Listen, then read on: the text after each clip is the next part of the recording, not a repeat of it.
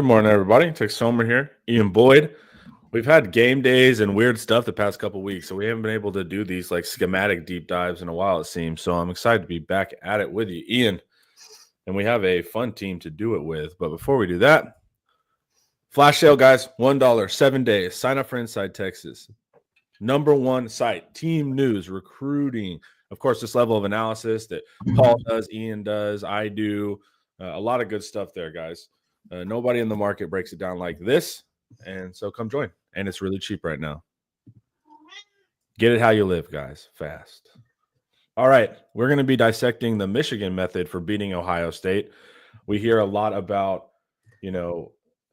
Michigan beat them. Why don't we just do that? And Ian has, in fact, looked into that and seen what we need to do to be able to implement that method and maybe the realities of it not working versus working. And then Ian also did a good job and broke down the Ohio State Buckeyes defense, which is also a top tier unit. This is a good football team, Ian. Are you ready to learn how to stop them on offense? Yeah, I think so. I got some allergies. Did a little bit of time on the Flab Buster 2000 new treadmill that we got for Christmas. Yeah. Well, Ian also does 20-minute abs. He gets that done real quick. 27 abs, probably more of my routine. That's more fair. Before we get going, let's just spark it. Brett Nelson, do you think the spread is too high, Ian? No. What is it now? 5.5? I don't know, man. 6 was last I heard. I pay very little attention to the betting markets. I pay a lot of attention to betting markets. I pay attention to them earlier in the week. I'll look at them to see what the market thinks. But as far as like, hey, it's moved down or whatever since Tuesday, I'd never have any idea. I've learned that my best takes on games come when the spread matches my expectation. Okay. Like if I pick against the spread, I'm going to do a lot better on games where the spread matches what I would have guessed than I am on games where I'm like, what is the deal with that spread? Yeah. Because usually they know something I don't. Right. Yeah, I generally trust the people that are betting their actual money on it. They generally are pretty accurate. All right. Let's look at the Michigan method. I think Quentin shared a common belief that I think the article is kind of built on. 2 losses, plenty of close games. Ohio State isn't unstoppable. And this, I think, is kind of why Ian would write the article. We can see how Michigan does it, but also the argument is starting off, if it's so easy, Ian, isn't everyone doing this style of defense against Michigan? No, apparently not. I thought Oregon would try it. They didn't really. Definitely didn't do it very well. I definitely thought Tennessee would try it. Tennessee did not. They totally botched it. Let's define what it is first. Is that maybe the best way to do this? Yeah. It is the way that Michigan plays Ohio State, and it's been basically the same for 4 years. If you can scroll down to the Buckeye offense. Yep. And keep going. I have your graphics. You want me to pull up the slot benders and stuff? Yeah. I want the slot bender. There you go. All right, this is basically the Ohio State offense. Every single year, they get one of their best receivers in the slot, and then they teach him how to run a bender in the middle of the field. So if he basically runs up the seam, and if the free safety is on the hash, he's breaking open to the middle of the field. If that safety is if that safety is down and he's in the middle of the field, then the slot stays on the seam and just basically runs wherever the safety isn't. Okay. Middle of the field closed versus middle of the field open coverage. If it's too high safety, they'll bend in between into the post. And if it's single high, they're going to run away from the safety. They can stay on the seam or they can come across his face. But anyways, they're reacting directly to the safety placement.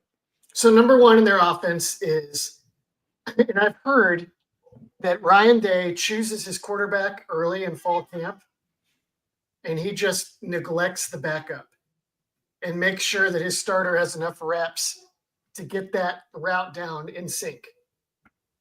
I wasn't told that this route in particular was why he does that, but that makes sense, right? Right. It's a foundational play. And that's why he doesn't love running his quarterbacks either. Like Justin Fields ran way less at Ohio State than you would have thought. Like he ran way more in the NFL than he did at Ohio State. Because the backup quarterback's not going to have a lot of success because they don't get a lot of practice time if they get hurt. Yeah, and because they didn't need to run him to be good also. Yeah. So, okay. That's number one with Ohio State is they got a star receiver. So the guys that have done this are Jackson Smith Ninja. And I can't remember who the first one was. Somebody famous. Like if we remember the name, you'd be like, oh, I remember that guy. And then, right, for the last 3 years, it's been Emeka Egbuka. Okay. Then they have their famous guy.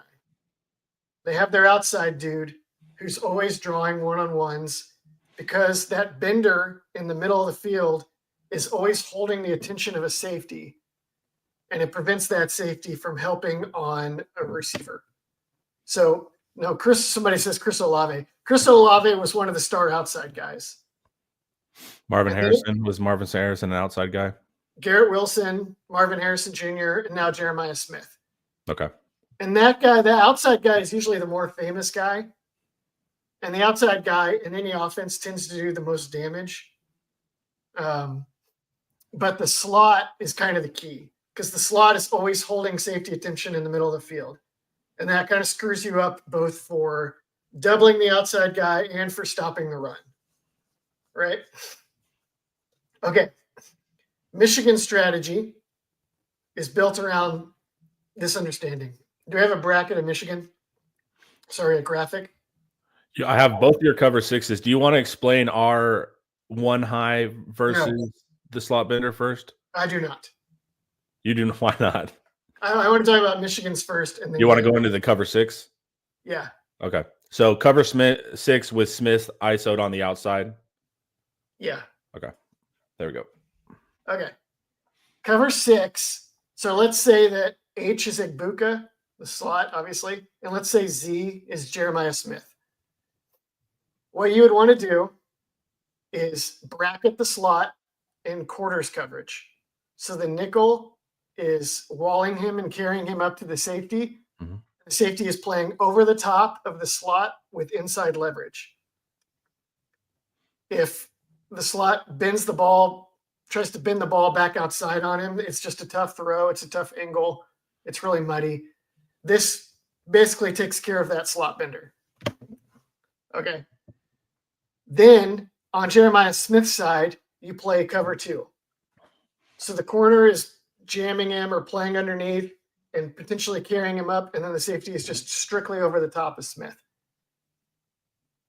So now those two guys are both pretty well defended. The X guy on the top is one-on-one. That corner has no help. The run game. And that would be Carnell Tate in this situation. The Carnell Tate. The run game is 6-on-6. The defense does not have an extra guy in the box. Mm-hmm. Now, the way Michigan would do it, the quarter safety, which would be the free safety in this diagram, he's going to read the play and he's going to arrive late to help the run if the slot isn't running vertical. So like the safety can figure out, oh, this is actually a running play. I don't need to back 30 yards off the ball. And he can get there. He's going to be late, but if you play well enough with your front six, it'll be okay. The reason that Michigan has beaten Ohio State 4 years in a row is that they mostly play them like this, and they're stopping the run with their front six. Yeah, they're playing an honest box.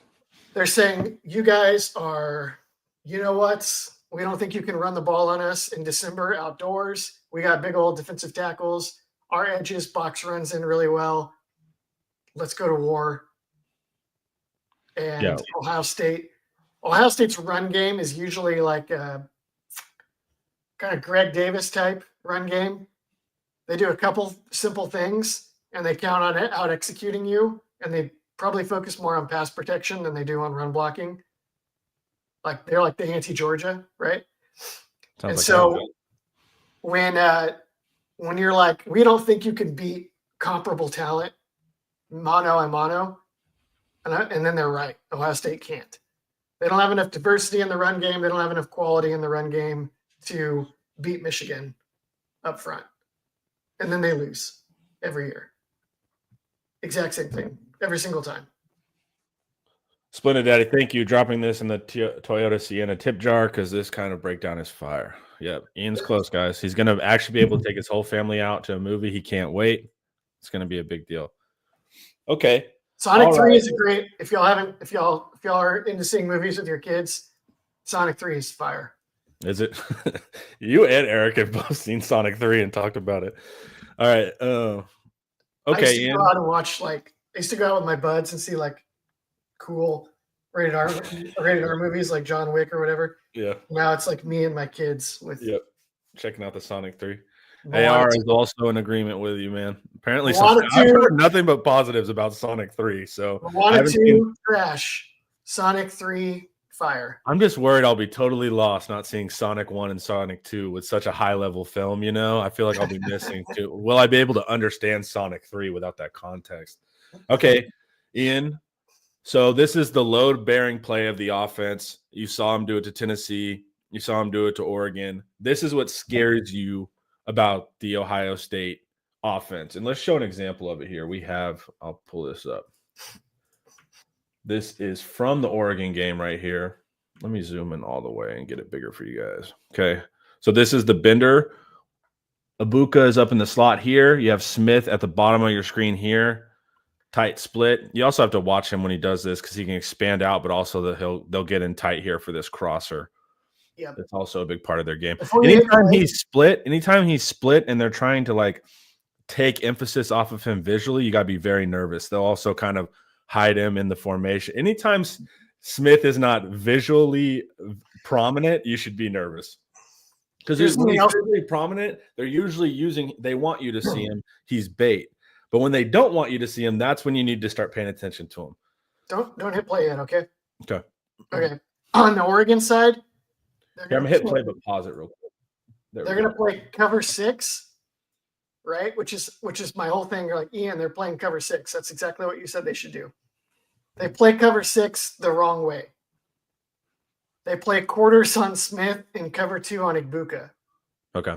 So they're playing 2 read, cover 2 to the wide side of the field with the slot. And then they're playing quarters to the compressed side with Smith on the bottom, which is totally backwards, and it gets them into huge trouble, as you will see. You want the safety over Smith hanging out. You want the safety over Smith to be playing Smith. Correct. Sorry. You want the safety across from Smith over the top of Smith. Yes. You want the safety across from Ibuka to be playing not over the top. Ibuka with a nickel. Yes. Yeah. Because in quarters, the safety has to take number 2 vertical.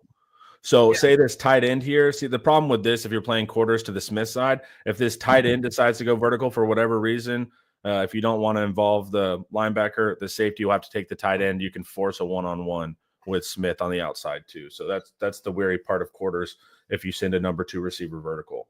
Yes. Okay. Here we go. Let's watch. Oh, I didn't point out who we need to be watching. Pay attention. Whoops. This thing's tripping out, man. You can guess how this ends, guys. Touchdown. Well, of course it wants to freeze up right here. Let me reload for you guys. We're going to watch Ibuka in the slot real quick. What have I done? Keep going. Keep on going. When you make it giant, it takes about 8 years to get to it, apparently. No, I'm tripping. Here we go. Let me make it small so I can actually understand the context of the article. Here we go, guys. Sorry about that. All right, we're watching Ibuka in the slot here. This is a 2-high look currently, so he's going to bend up the middle right here and split these 2 safeties. Here we go. Of course, we don't have all 22 here, but see, he splits the safety. Also, Will Howard, dime. Yeah. This is the one thing people are like, Ohio State's figured it out since Michigan. I don't know if they figured anything out, but you get better and better and better when your offense is based on passing stuff like this as the season progresses. And Will Howard is getting better and better and more comfortable in their offense. This is only his first year in Columbus. Yeah. Okay. So we learned how. Wait. One more thing. I want to say, what happens if you move them to the same side? No, yeah, we can do that. But first, if you go back to the catch point, this is a little side tangent that drives me nuts. Smooth production. All right. People will see this moment when he catches the ball and say, Will Howard threw into triple coverage and his receiver bailed him out. No. That's what I know. Yeah. This makes you as annoyed as it makes me. When Will Howard saw this, he saw safety split, can't get to it. Other safety chasing Smith and nickel beat. Okay. The ball is in the air for a while, people. These are Division I, Big Ten athletes. When they see the ball in the air, they stop covering who they were covering and they run to where the ball is. And sometimes they almost get there in time. And so people are like, oh, they just threw into triple coverage. No. He made the right read. He threw to a wide open receiver. And the ball got there, and they almost got there in time. This happens with Quinn all the time. It happens with Arch. If you make that throw to the right spot, it doesn't matter how many people are in the picture when the ball is caught. They're not going to get it. Well, also to drive me nuts, dude. I don't care if all 11 defenders are there. If my receiver's behind all 11, I'm throwing it. Yes. It's like, I don't care how many people are behind my receiver. The whole defense can be behind them as long as they're past them, and let's go. Okay. Go ahead. So here's the thing. Ohio State, right, is a slow plotting offense, one of the slowest in the country, and that's because they hunt matchups, right? So say we do counter with the cover 6 here. Ohio State is still an active participant. And what they'll try to do now is go, okay, well, you kind of take away the ISO Jeremiah Smith on the outside and you take away the Ibuka Bender. What happens if we put Smith and Ibuka onto the same side now? And then now we have Carnell Tate. And Carnell Tate is now the Z in this situation. Smith is now your X at the top of the screen, and Ibuka is still your slot. So now Smith and Ibuka are on the same side. Ian, how do you handle that?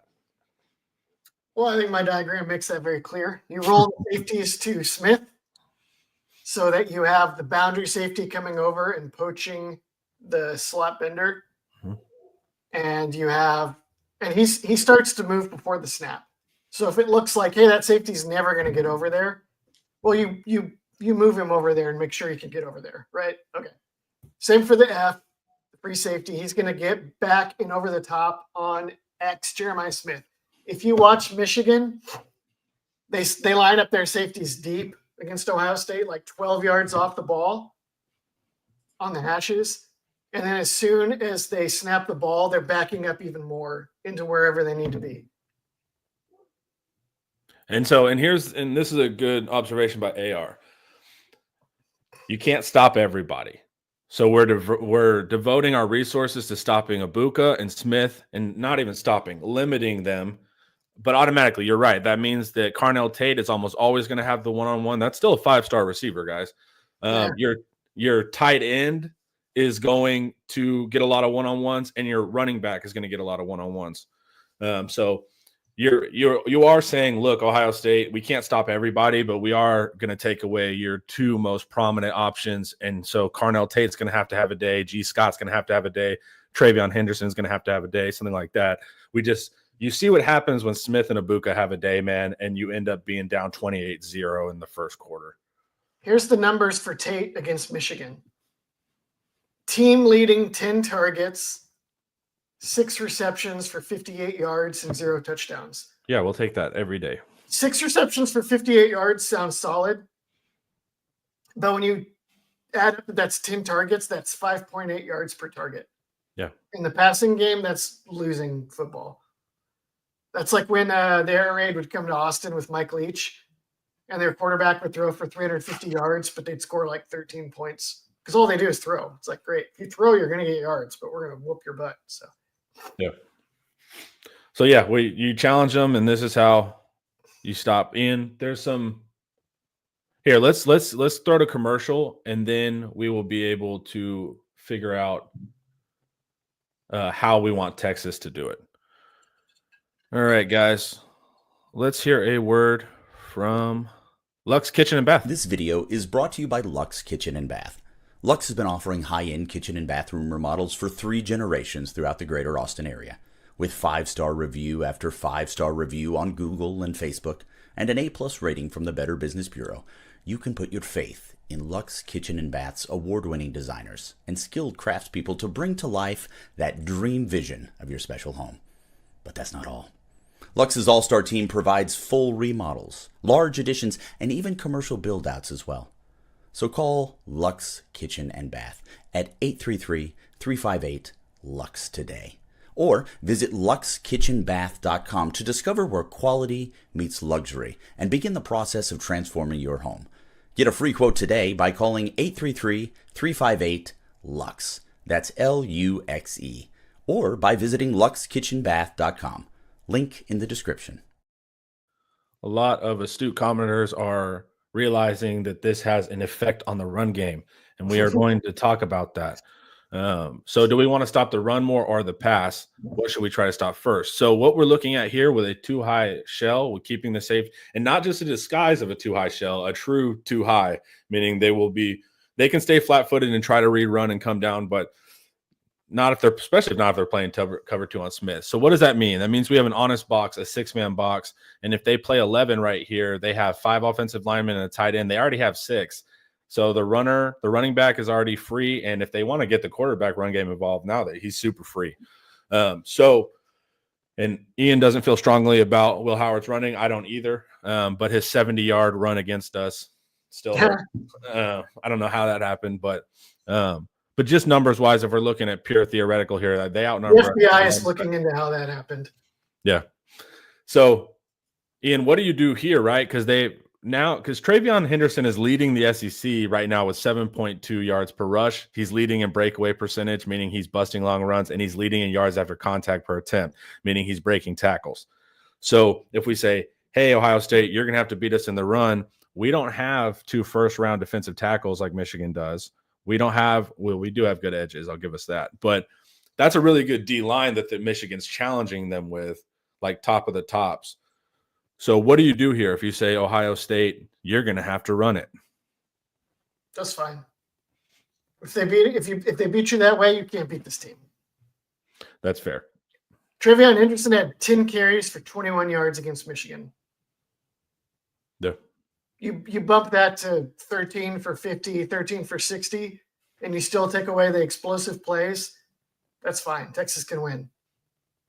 And to answer the question, you stop the pass first, right, Ian? Yeah, I watched this amazing video the other day of Urban Meyer, and he's like, here's how Michigan beat Ohio State. They stopped the run. The winner of the game is always the team that stops the run. And then he showed some clips of Michigan dominating Ohio State up front. But it is a wildly misleading presentation, because you would think from it that Michigan's emphasis and strategy was to make sure they stopped the run. Yeah, 8-man boxes and that kind of nonsense. And Ohio State fans even, and Michigan fans I've seen discussing this game have been like, well, the first thing you got to do is you got to stop our run game. No. The first thing you do is stop those deep passes over the top that murder you and give you a quick death, like they did to Ohio State, to Oregon and Tennessee. Then you try to stop the run with what you have left. Michigan is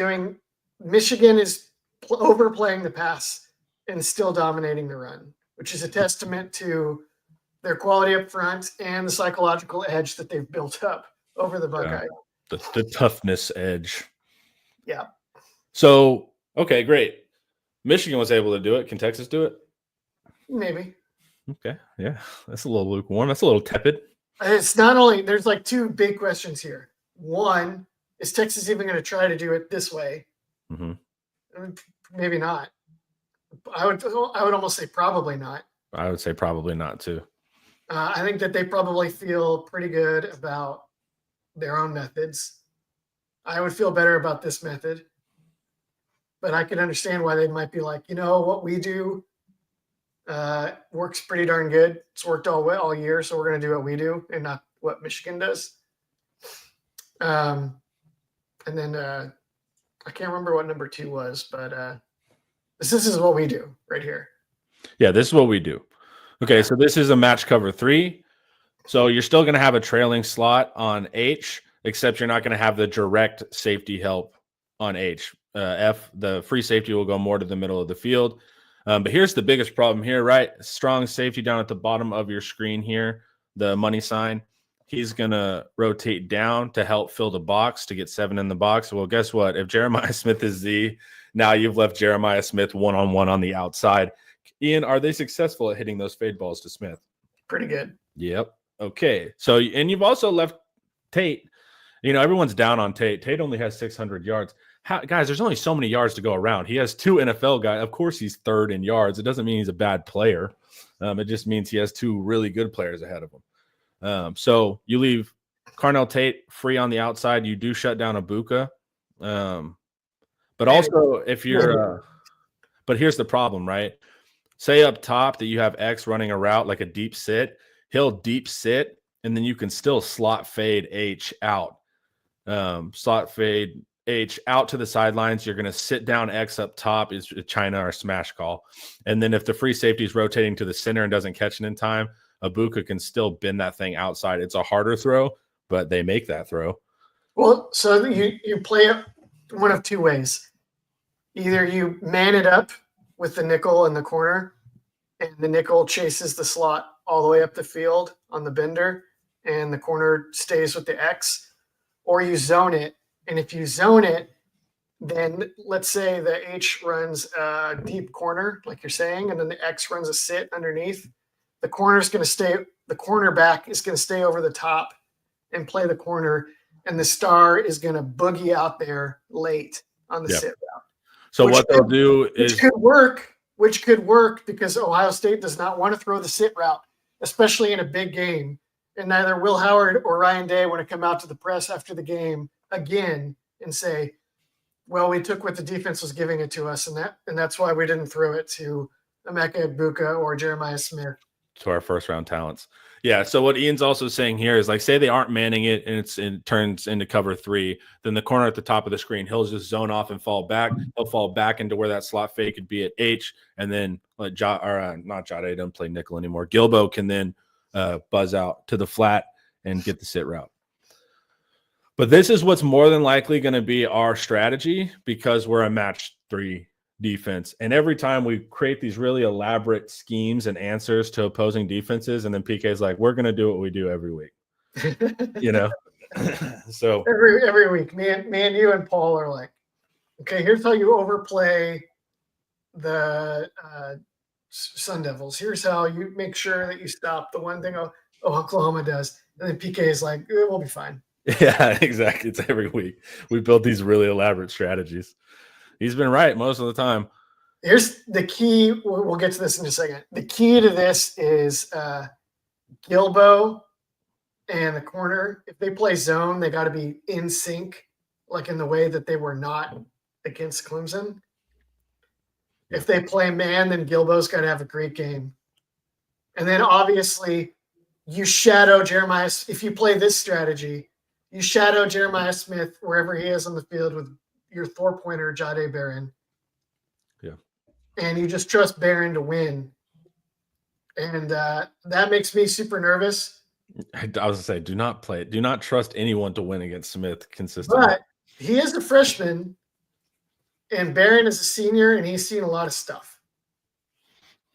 He has, but I don't think they're going to turn it into an intellectual pursuit at that point. Like if you're one-on-one, like it's going to turn into athletes and athletics with Smith. That could still be, I mean, if he's a freshman who has 3 moves and you're a savvy corner and you know how to counter all those moves and recognize them live. Did you see that Oregon triple coverage to Jeremiah Smith where they had the perfect defense and Jeremiah Smith just jumped in the air and caught the ball on everybody? That's what I worry about, where you're like, damn, everything was right there and he's just free. Yeah, but I think you're guilty of the fan thing, though, because the corner bailed to get there. And on the Oregon triple coverage one? On the over route, the corner route? Yeah, it was a deep over. No, they still had a corner behind him. He didn't beat everybody on that. No. It was on the sidelines. It was on the sidelines, maybe like 15 yards deep. No, it was like a single high with the apex guys deep. and he put the apex guy on him in a blender and broke open, and then the corner underneath. Oh, it was the corner in the apex, and then the safety underneath, and the corner. It was like almost like a cover 3, almost like a Tampa 2 cover 3 kind of deal.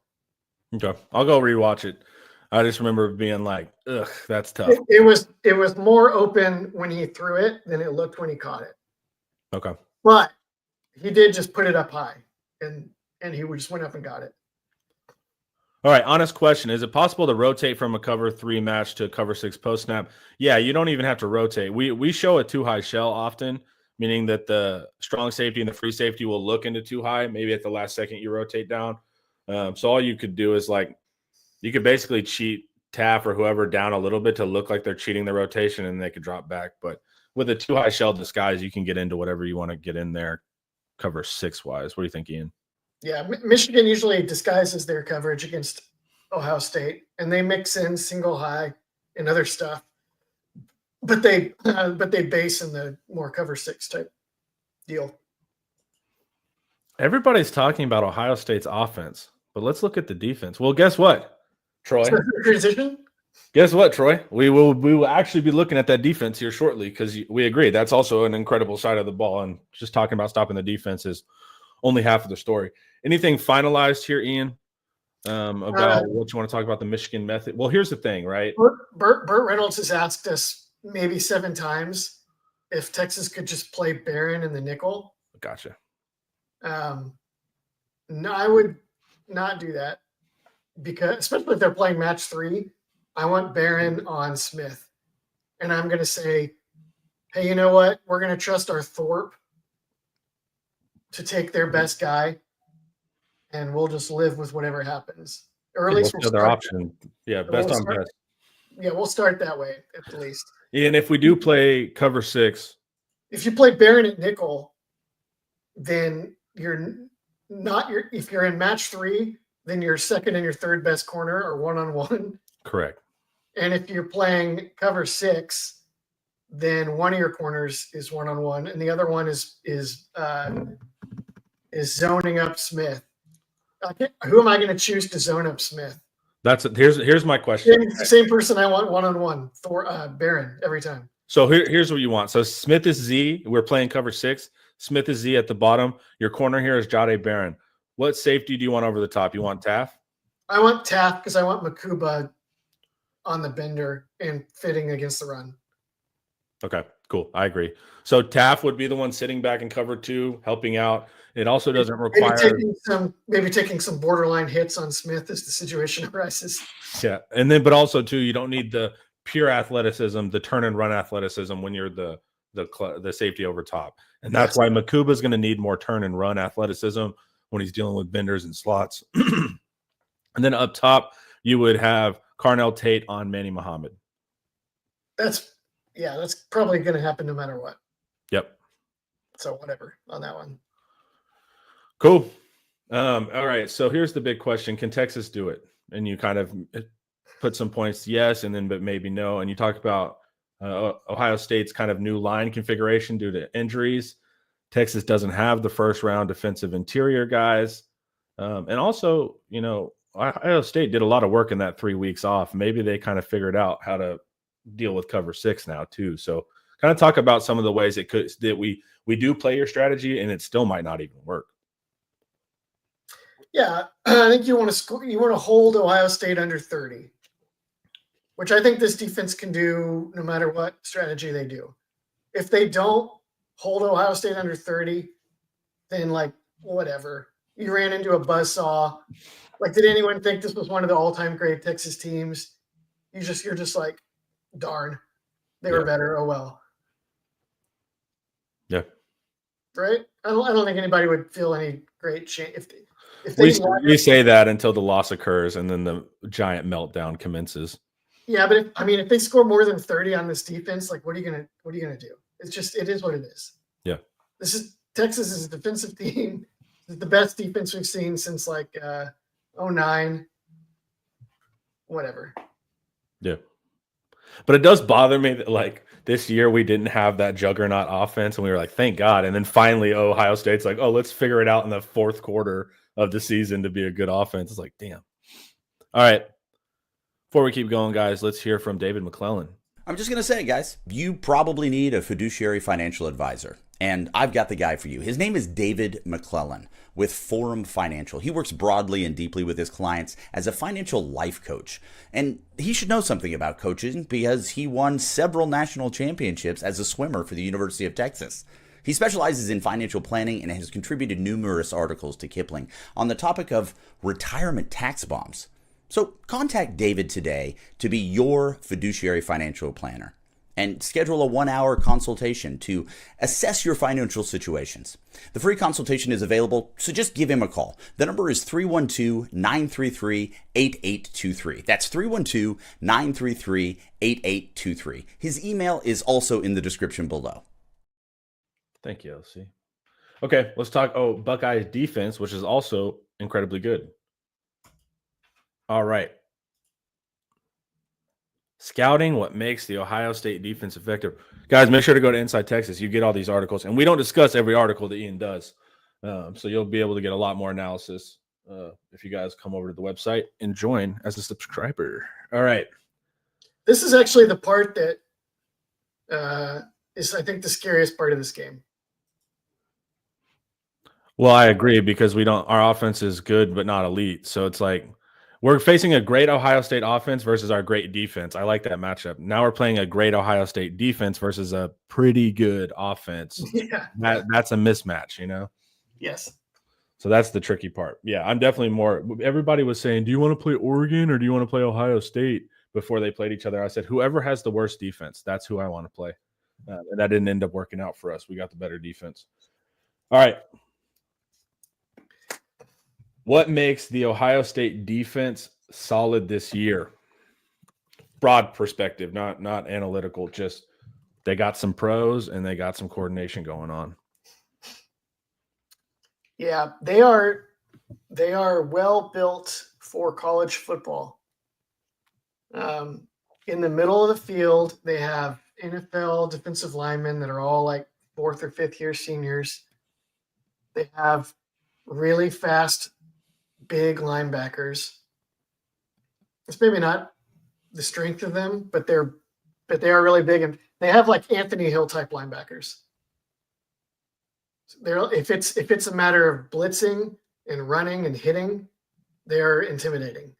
If you actually make them play linebacker at a high level and read and diagnose and get to a spot at the right time, they're actually not as good. Like Anthony Hill. No offense. He's only a sophomore. He'll get better. I'm just saying. Okay. Their safeties are huge and fast. And very willing participants. And versatile, and yeah, they look like NFL players all over the field. Their cornerbacks are going to play in the NFL probably. They play good man coverage. They can actually be beat outside, which is Texas's biggest hope in this game. Mm-hmm. But let's wait on that. We'll break it down. We'll hit that as your crowning achievement. They're gonna smother your average team with press coverage. Okay, so like you said here, NFL players, active defense, and let's talk about Knowles a little bit. Good with this guys. He's an aggressive coordinator. You guys remember when we played him year 1 at Oklahoma State, Sark's year 1, when he was at Oklahoma State. That was Knowles. And remember, he had that. I can't remember what they call the position. Maybe somebody in the chat will remember, but they had that like free roaming nickel safety backer, and they called him something, and they would constantly move him into different unique blitz patterns, and they would put him all over the place. It was like before that became common. It's like the Harold Perkins style of moving him around. The edge, the Leo. The Leo. There we go. Yeah. He was just like an undersized edge. Yeah.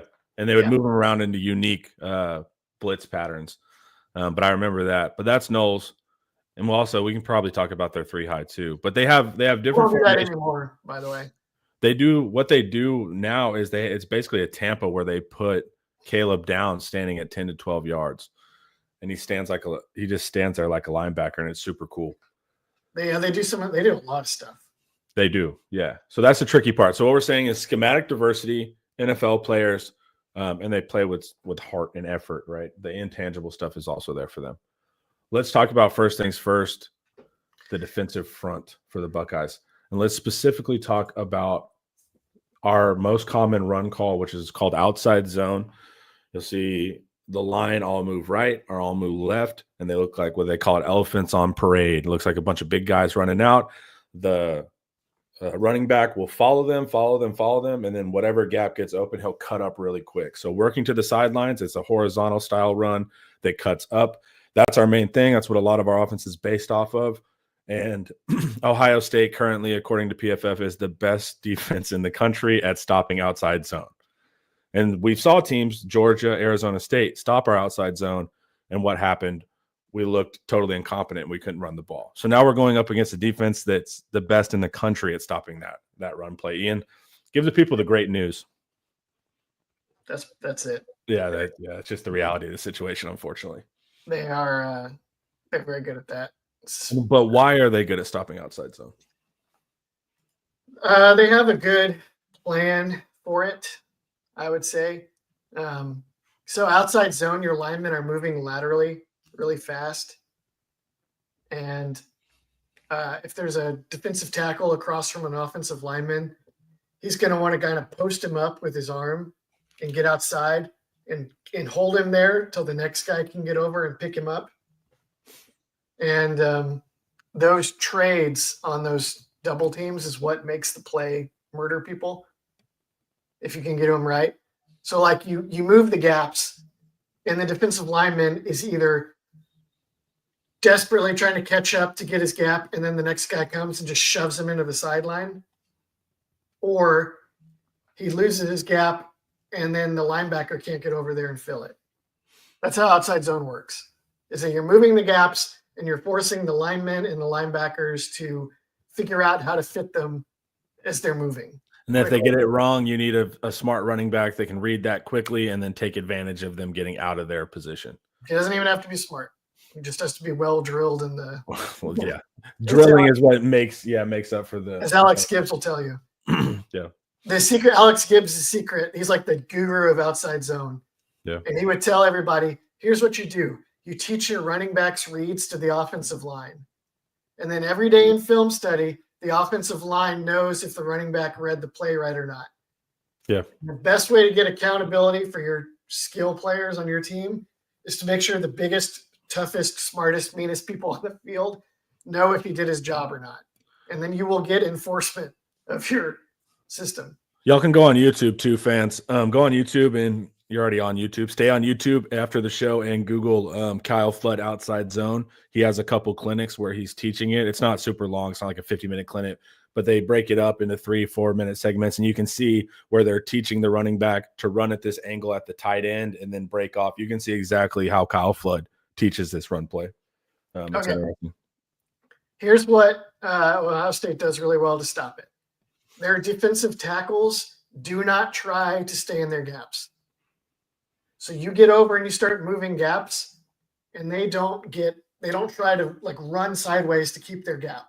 They stay where they are. They wait for that next guy, and they're anchored and they're strong, and then they play that next block and they get into the backfield. Meanwhile, their linebackers behind them know the defensive tackle is not going to maintain this gap. I need to run with the line and make sure I'm there to fill any creases. And that cohesion that they get, so it's like defensive tackles do what you do well, anchor and stuff inside and get upfield. Linebackers do what you do well, mirror the running back and run fast. Yeah. And it works really well. That's probably the best way to play outside zone, I would say. And the Ohio State, they know how to do it. Iowa's been an outside zone team for forever. It's necessary as an Ohio State defensive coordinator to have a good institutional knowledge of how to defend outside zone. That's a good point I didn't think of. I just thought they're a good team. They know how to do outside zone, but they've had to adapt directly to Iowa's. They also run it. Their offense also runs it a lot. Not very well, but yeah, they run counter now. All right. Let's see. They're just blowing it up, and that's what's so frustrating, man. Is like you just see the athletes, baby. Like you're losing like 3 yards on outside zone here, and you're like, damn. Yeah, they dropped the safety down, which helps. The safety, the combo block actually works up to downs, who you see running downhill. Yep. They run the combo block up to downs, and then there's no one to block the freaking Mike linebacker, Cody Simon. Yeah. So Cody Simon just runs through and just damn. They also their ends are like 6'5", 270, both of them. And they set hard edges, which is another way to kill outside zone, is that you don't allow it to get the lateral stretch because you're setting a hard edge. What is this play here? Do you remember? Is this outside zone? Okay. Or stretch, at least. It's the same thing. You're going to see this one. You really see the Tyleik Williams, 91, who makes the tackle. He lets them reach him. He goes into the center. Yeah. And he's just like little brothers him out of the way and shoots upfield. And then they have a hard edge, so he's able to actually get to the running back. Yeah, the hard edge is going to force the running back inside. Yes. Yeah. Wonderful. This is it's a tough team to outside zone block. Yeah. And we have a stubbornness there, man. I just hope we lose that ego ball of like, we run our offense. It's like, man, you can try. Yeah. I hope we lose. Or at least it's got to be disguised in this game. Yeah. All right. So that's versus outside zone. So we see why they're a good run defense. But they're actually numbers wise a stronger pass defense. But there is some potential here. This is probably the best potential to win the game. Not probably, is the best potential to win the game, even though they do have a good pass defense. Ian, what do we need to do in the pass game, especially what matchups are we going to have to hunt? And this is here. I'll have my next point after you make yours. But what matchups do we need to hunt? So probably Jahdae Barron versus Jeremiah Smith needs to be a win for Texas, and then Matthew Golden versus whichever corner. I think Denzel Burke, but whichever Ohio State cornerback he draws, he needs to beat. That's number one. Texas has to win outside one-on-one, Matthew Golden versus whoever. You got to land a couple fades, something down the field, and get some scores on the board, throwing deep to Matthew Golden. And probably some chain movers throwing those like comebacks to him too. We did that versus Georgia. Yeah. On the comebacks, and that's what I liked. That's what I threw a couple picks that way too, but yeah, but I don't. That was when Bond just like bounced it off his hands, and then that weird one. So it's like I don't chalk that up to like Quinn's mistakes. Okay, so what? So Knowles does a lot of disguise, but ultimately he ends up in a lot of man situations. Yes. Okay, what we know, if you end up in man situations, there's generally going to be a post safety. So generally, you're not going to have middle of the field open to throw the post. I'm okay with that because we're not a great post team. Almost, if I'm playing Texas, I'm like, leave the post open all day. Like, I leave it open. Like, we hit it like once every 3 weeks. But they're going to play man. They're going to close the post, and they're going to leave. Most likely, you're not going to have safety help on the outside over the top. So fade balls. We're also not great at fade balls, but hey. So the real key here is, can Quinn and Golden connect on these man routes outside? Ohio State would love to take that bet because we're still not a great deep passing team. But we did see last week an outside fade to Golden that Quinn hit. That was solid. Of course, the 4th and 13 play he hit. But we also saw an interception in the post and then an almost interception at the goal line too on those posts because Quinn is just putting way too much air on that stuff. So the answer here is outside our deep passing, but we are hit or miss with deep passing. So how do you kind of feel about that, Ian? Win or go home. I know. Golden, by the way, Golden is the first half of the year was all Bond. the stretch of the season, it was like we're a running team. Trey Wisner's our guy. Matthew Golden is the best skill player in Texas's offense. He has 56 catches for 936 yards and 9 touchdowns this season. That's running away the most receiving yards. That's the most touchdowns, although Blue has 12 total touchdowns and Helm has 7. And Weisner has 1,018 rushing yards. Good for him. I think it's possible after this game, or once the season is over, I think it's possible that Golden will have more yards receiving than Weisner will have rushing. Well, it's just also Golden's like making play. Remember that one? Was it Arizona State where Quinn threw that ball right over the corner, angled? It's technically not the correct throw, but Golden just jumped up and got it. You remember that? Like Golden can make you right too, which is super important, especially in jump ball stuff, right? Quinn's not hyper accurate there, so we need receivers that can adjust and make the play. Or that 4th and 2. Did you see that Ryan Russillo was joking about this on his show, I guess, where the camera caught Texas goes for it on 4th and 2, and they called an RPO. And Arizona State showed a run front and then bailed into like cover 2. And Quinn was like, oh, we got him with the RPO. And then he pulls the ball to throw it. And then the corner is like trailing Golden man to man, and the safety's bailing over the top. And Quinn just throws it anyway. Yep.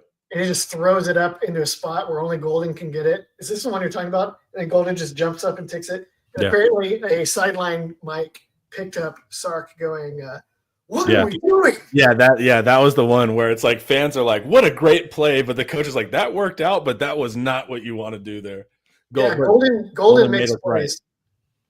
Yeah, and you have to have that, especially with a quarterback that's not hyper accurate deep, So yeah, it's gonna be about Golden, man. And are you of the belief that like Texas, this is a passing game for Texas? It needs to be overwhelmingly pass.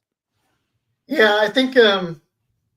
So I have a new article out now on Inside Texas y'all can read, laying out a game plan on both sides of the ball.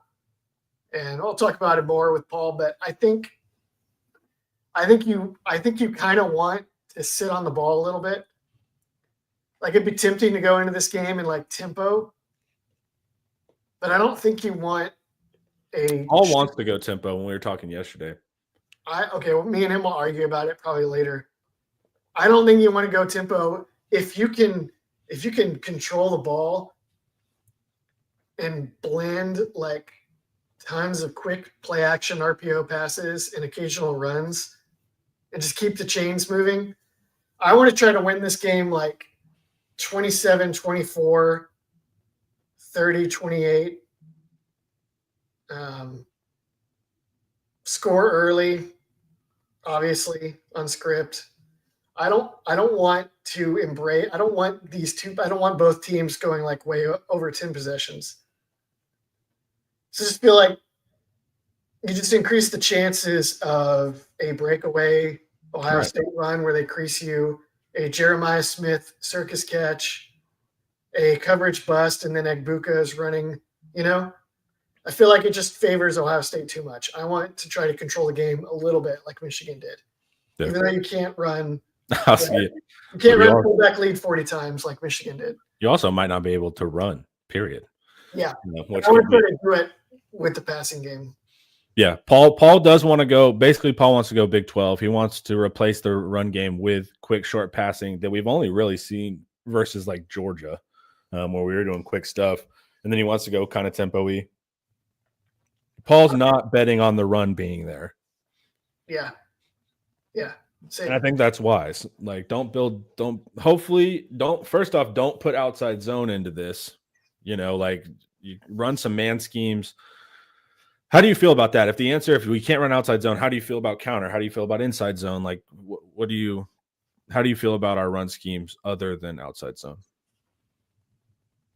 Fine. It's all you want Ohio State's safeties and linebackers looking multiple directions every play. And you want to just create little windows for steady pickups. And if you're dinking and dunking, run for 3, throw for 4, throw for 4, first down. That's great. That's fine. That is the Michigan game plan. It's just, but you do, I do run for pass. Yep. You do want to hit some outside shots to Golden to reduce the laborious nature of that. Yeah. And you probably want, if Isaiah Bond is actually healthy and back on form in this game, that's so huge. That's like one of the only ways probably Texas wins this game. Yeah, because if you end up in man and then your man options are Golden outside and Bond outside, that's going to put a lot of stress. Yeah, or just like I want to be able to turn one of the 24 screens that Texas throws into a touchdown.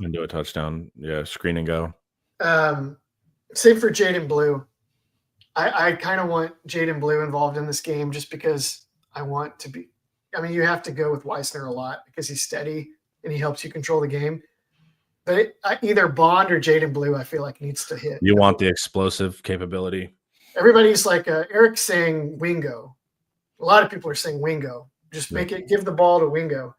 But I think that the offense that might be great if they can do that. That's awesome. But I think the offense has a lot more volume of plays to do that with Bond or Blue that Quinn has already mastered. The one read shot designer to do that. I think we have a lot more options for doing that with Blue or Bond. And next year they'll have a bunch for Wingo. Yeah, Wingo will be the emphasis. Yeah, Manning bomb to Wingo will be like 30% of the offense next year. Yeah, I can't wait though. That'll be sick. How do you feel about our screen game? Because I haven't watched enough paying attention to their screen defense. I just automatically assume these are NFL athletes. They're going to have lateral movement abilities. We saw it on outside zone. That's some lateral movement abilities of the linebackers and safeties. And then I watched the early game, paying attention to the screen versus Oregon. Oregon was like going into quads and doing all sorts of stuff to try to overload, and it still didn't work in the screen game. So early on, I didn't watch the second half of that Oregon game, paying attention to screens. So how do you feel about that if we're trying to force outside zone and screens? You can't do it. So like Oregon tried to do that stuff, right? Like you just said. And if you do it in a way where it's like, we're going to go to 4x1, like Dan Orlovsky just preached about, every NFL team is doing, and we're going to out leverage you to the field. And we're going to get 5-on-4 or whatever, right? It doesn't matter because it doesn't matter if you have them outnumbered if you lose crucial blocks. That's what drives. This is all chalkboard winning.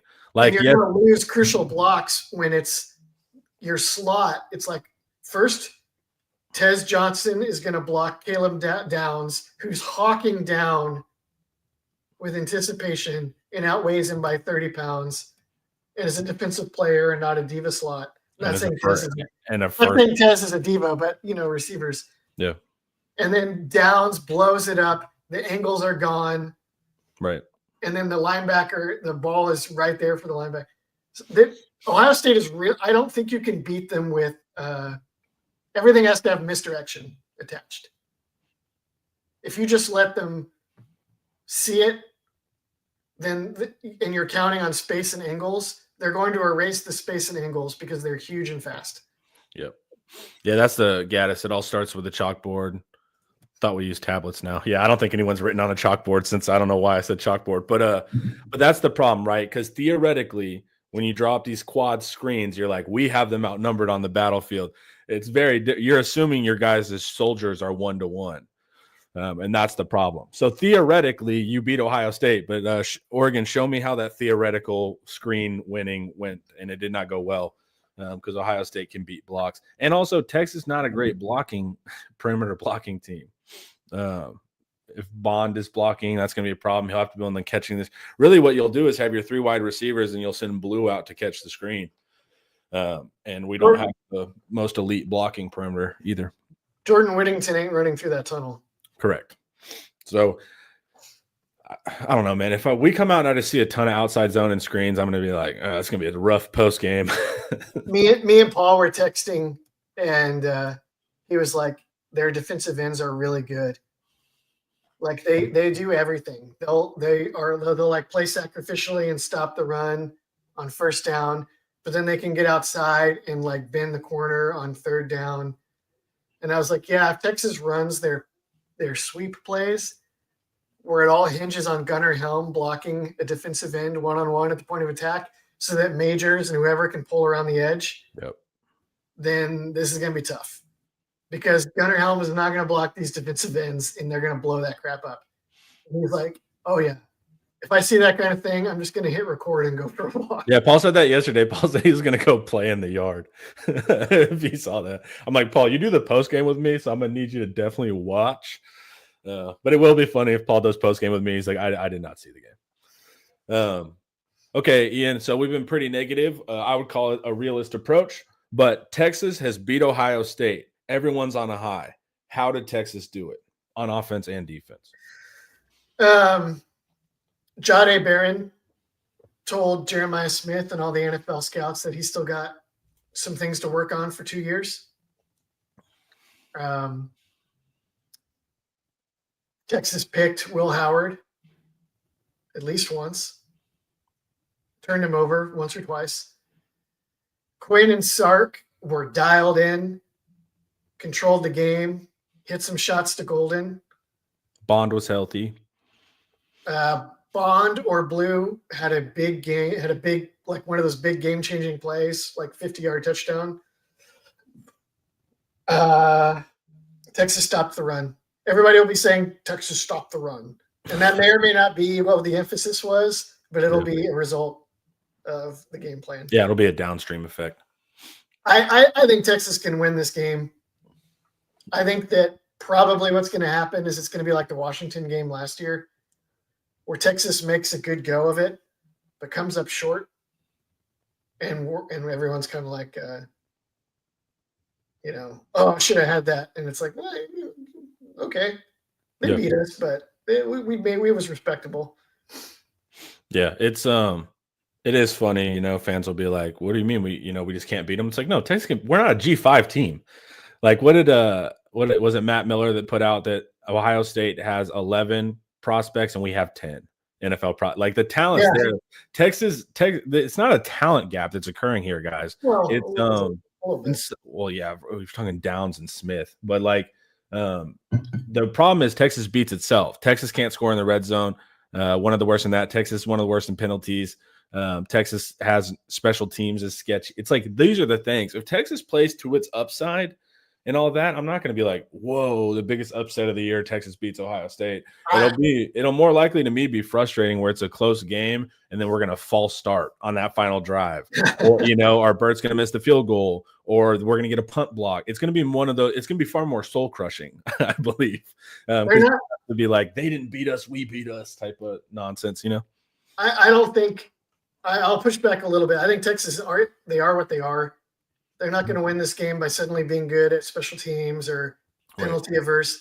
They just need their strengths to shine as bright as they've shined all year.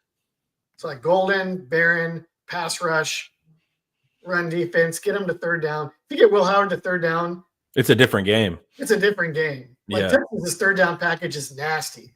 And Will Howard's third down is a relative weakness. Yeah. Whatever the good Ohio State podcasts are. I know a few good Ohio State. They have a lot of good analysts and commentators. Whatever they're saying right now, I'm guarantee you they're telling their fans like, "Hey, you don't want to be in third down and long against this team." And it's like Simmons moving around and Trey Moore and Anthony Hill's blitzing, and they're playing Tampa 2, and Jahdae Barron is all over the middle of the field.